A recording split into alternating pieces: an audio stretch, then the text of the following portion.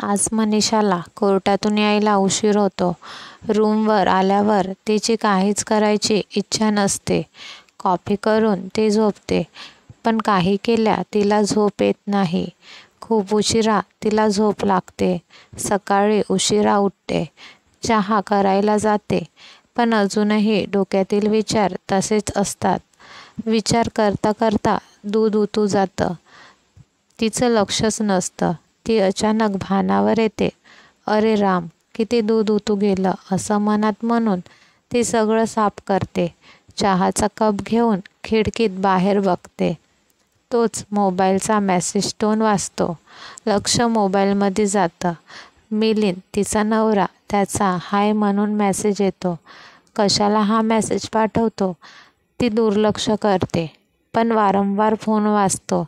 तिला खूप राग येतो. रागारागात ती फोन उचलते. आता कशाला मला त्रास देतो, मिलिंद म्हणतो. अजूनही वा, तू तशीच आहेस, रागावलीस का? ती न बोलताच फोन ठेवते. ती आपला मोबाईल ऑफ करते. आपल्या कामाला लागते. दिवसभर कोर्टात तिचं काही मन लागत नाही. त्यांचा घटस्फोट होऊन 5 वर्ष होतात. क्षुल्लक कारण असतं. इथं दोघांचाही अहंभाव आड येतो. मनीषा कोर्टातून घरी येते. मनात विचारांचं चक्र चालू असतं. संध्याकाळी तिला पुन्हा मेसेज येतो. आता मात्र तिचा पारा चढतो. ती कॉल करते. तुला कळत नाही का, मी रिप्लाय देत नाही याचा अर्थ मला तुझ्याशी बोलायचं नाही ते. मिलिंद म्हणतो. अगं राणी, तू अजूनही तशीच आहे. नाकाच्या शेंड्यावर कायम तुझ्या राग असतो. मला तुला भेटायचं आहे. ती आधी नाही म्हणते, मग विचार करते की एकदा भेटायला काय हरकत आहे. काय म्हणणं ते आधी बघूया. संध्याकाळी 7 वाजता रूमवर ये असं म्हणून ती फोन ठेवते. आजही तिच्या मनाच्या कोपऱ्यात त्याच्याविषयी प्रेम हे असतंच, कारण प्रेम हे अविनाशी आहे.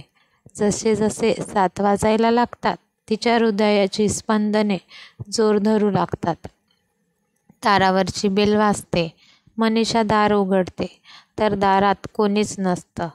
ती मागे वळते. तोच तिचा हात पकडतो. ती जोरात ओरडते आणि त्याला ढकलते. वेडे, मी आहे. अजूनही काहीच बदल नाही झाला तुझ्यात, तो म्हणतो. 2 दिवस झाले मला तुझी खूप आठवण येत आहे. तुझ्याशी आधी बोलावं त्यावेळी माझे काहीच चुकले नव्हते. तू काही शहानिशा न करता मला तू डिव्होर्स पेपर्स पाठवले. मग मला पण खूप राग आला. मी काही विचार न करता सह्या करून पेपर पाठवले. मनीषा म्हणते. मी तुला डिव्होर्स पेपर पाठवलेच नव्हते. तूच माझ्या टेबलवर ठेवून गेला होता. मग मला पण राग आला. दिले सह्या करून पेपर्स. मग दोघांच्याही लक्षात सगळं येतं. आपण सगळी शहानिशा करून घ्यायला हवी होती. आपले 5 वर्ष वाया नसते गेले. हे नक्कीच दुसऱ्या कोणाचे काम आहे. दोघंही एकमेकांची माफी मागतात. तो तिच्या जवळ येतो.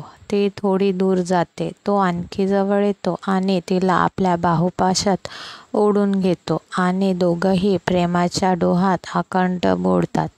फक्त एक अहंकार त्यांना 5 वर्ष दूर ठेवतो. तात्पर्य, आपल्या आयुष्याच्या चक्रामध्ये अत्यंत प्रभावी व महत्त्वपूर्ण परंतु गरजेचे असलेले 2 स्वभाव गुणधर्म आहेत. एक म्हणजे प्रेम आणि दुसरा अहंकार. कधी अहंकाराचा विजय होतो. वरील कथेत 5 वर्ष अहंकाराने विजय मिळवला होता, पण शेवटी प्रेमाचाच विजय होतो. चुका सुधारण्यासाठी वेळ जरी नसला, माफी मागत जो पुढे जातो तोच तरतो. ही कथा आवडली असल्यास लाईक करा, शेअर करा आणि सबस्क्राईब करा. धन्यवाद.